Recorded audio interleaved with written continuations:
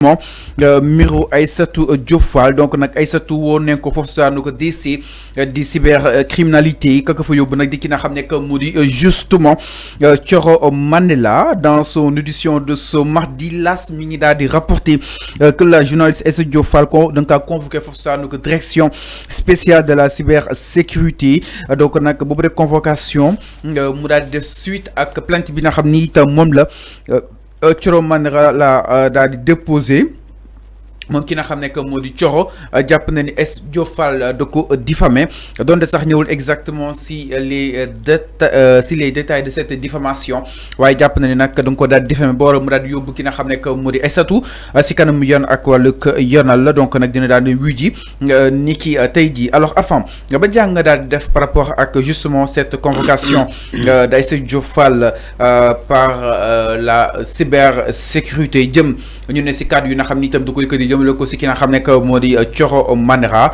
alors cette dernière n'a pas pu résister exactement de ses propos moraux mu daal di koy ester devant la justice sénégalaise.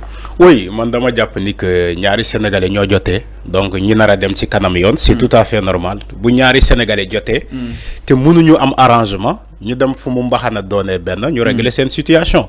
c'est simple que ça que ça soit Thioro Mandela que ça soit Aïssatou Diop Fall ñaari sénégalaise la yu jotee ñu war a dem régler seen affaire ci kanam yoon c'est tout simplement que ça y a pas un parti pris keneen ki dafa jàpp ni que keneen ki moo ko tooñ donc daf ko tooñ waxloo ko boo déggee diffamation mooy dañ laa waxloo li nga waxul wala dañoo wax loo xamante ne yow laaleewoo ci donc loolu mooy diffamation tey Thioro Mandela moo porté plainte Aïssatou Diop Fall pour une diffamation donc loolu du lu bees du lu bees ñaari sénégalaise la yu jotee ñu war a dem ci kanam yoon c'est simple que ça donc amuñu beneen commentaire bu ñu war a def foofu tant que Aïssatou Diop Fall demul ci convocation boobu moom si moom nee na kenn mënu koo abaat des fois di ko wax tout le temps si nga xam ne que moo di justement ay kàddoom exactement bu waral tout le temps mi qualifié ces trois là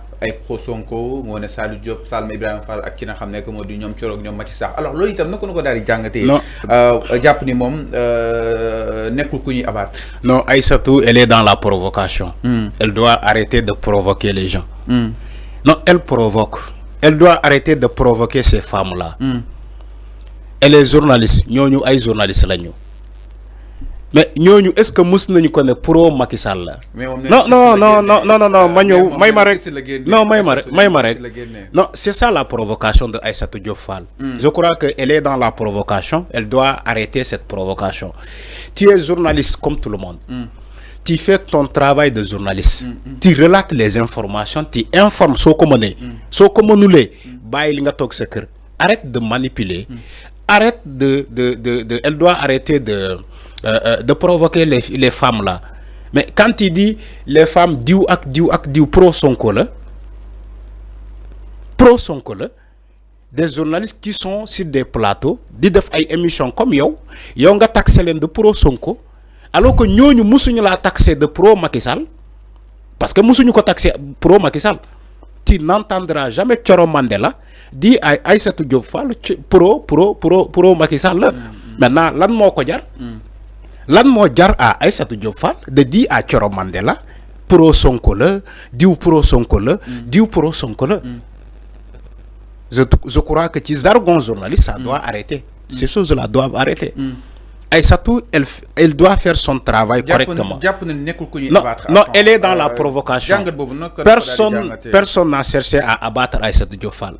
Kan moo ko abattre kan moo am intérêt di abattre Aïssatou Diop Fall. xam nga loolu ay wax kese la personne n'a l'intérêt là kenn amul intérêt boobu boo gisee benn nit bi am intérêt di abattre Aïssatou Diop Fall tu me dis son nom amul. Donc, elle est dans la manipulation, elle est dans la provocation. Elle doit arrêter ces choses-là. Ces pratiques-là sont révolues. Les gens ne sont plus dans la provocation. On a une justice. Quand quelqu'un te provoque ou il t'insulte, tu as le droit et le devoir de le porter plainte. bu fekkee mënoo ko baal. C'est ce que Thioro Mandela a fait. D'aller porter plainte à Aïssatou Diop Fall. Ñu dem régler seen contentieux fu moom mbaxane doone benn. C'est simple que ça. Au Sénégal, la diffamation est réprimée par le code pénal et le code de la presse. L'article 258 du code pénal dispose toute imputation ou allégation d'un fait portant atteinte à l'honneur et à la considération d'une personne peut valoir à son auteur une peine d'emprisonnement de 6 mois à 2 ans ou une amende allant de 100 à 1 500 000 de nos francs. De plus, lorsque l'infraction est commise par voie de presse ou à travers des canaux numériques comme le prévoit les articles 192 et suivants du code de la presse, les peines peuvent être alourdies.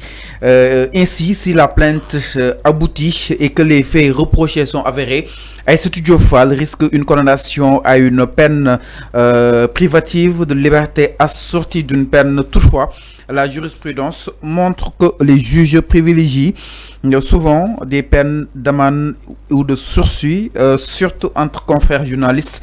L'enquête de la cybersécurité déterminera la suite judiciaire de cette affaire.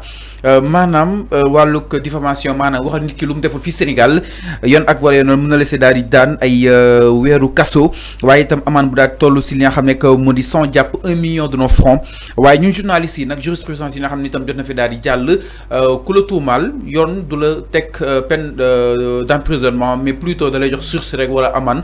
Alors Arfan naka daal di jàngatee cette jurisprudence donc mën nañ jàpp ne à l'issue exactement de cette audition ki nga xam ne que moo di Aïssatou peut-être mën na daal di sukkandiku si jurisprudence bi nga xam ni itam ay avocats ñu koy avancé. Oui, amna bi nga faté ci bi ngay cité.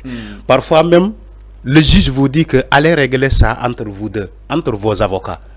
Vous faites un arrangement. Vous faites un arrangement mën na am. Surtout en tant que en tant que deux confrères. Okay. En tant que deux confrères. Le juge peut dire même allez chercher un arrangement entre vous, les deux avocats et les deux clients. Ñu tok outil un arrangement. Vous faites un arrangement amul, ngeen doga ñew ci juge bi. Parfois le juge vous renvoie à chercher un arrangement. Maintenant, entre deux confrères, yow wax nga ko. Donc juge bi moy don dernier ressort. Voilà, juge bi moy dernier ressort. Yow wax nga entre deux confrères. Bu fekkee Thioro Mandela mënul baal Aïssatou Diop Fall ba ñu egg ci kanam justice.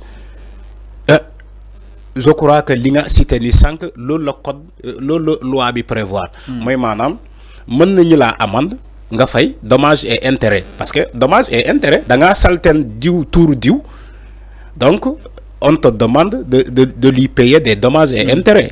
Lolu ça existe.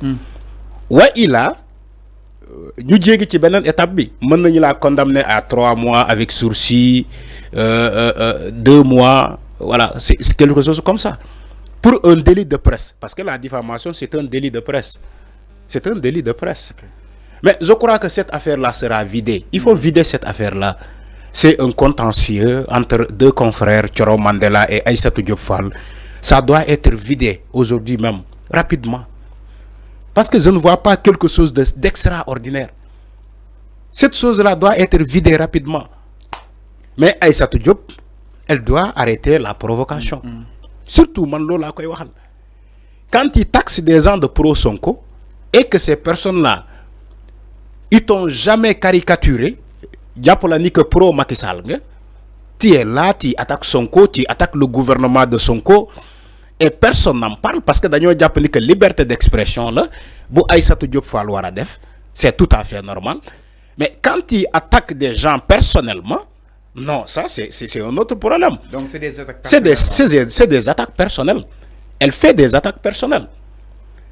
Même les attaques personnelles qu'elle fait à Ousmane Sonko, tu sais, Ousmane Sonko, il peut le pardonner parce que c'est un homme public. C'est un homme, c'est un ministre.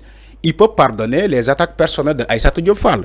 Mais si Aïssatou Diop Fall fait des attaques personnelles à son propre confrère ou bien une consoeur, mais cette consoeur-là n'est pas dans l'obligation de pardonner ces erreurs-là. Okay. Elle peut juger nécessaire d'aller porter plainte à Aïssatou Diop Fall. C'est le cas avec Thioro Mandela. Thioro Mandela, c'est une consoeur à Aïssatou Diop Fall. Maintenant, si Aïssatou Diop Fall fait des attaques personnelles à Thioro Mandela, Thioro Mandela est obligée, si elle ne peut pas pardonner, comme Ousmane Sonko le fait, d'aller porter plainte à Aïssatou Diop Fall directement pour que cette affaire soit vidée. Alors c'est clair, mais non exactement par rapport à li nga xam ne que moo di mbiru Aïssatou Diop Fall, donc la décision exactement de la cybersécurité des na ko daal di xaare ni dans cette affaire. Parlons tout à fait autre chose dans cette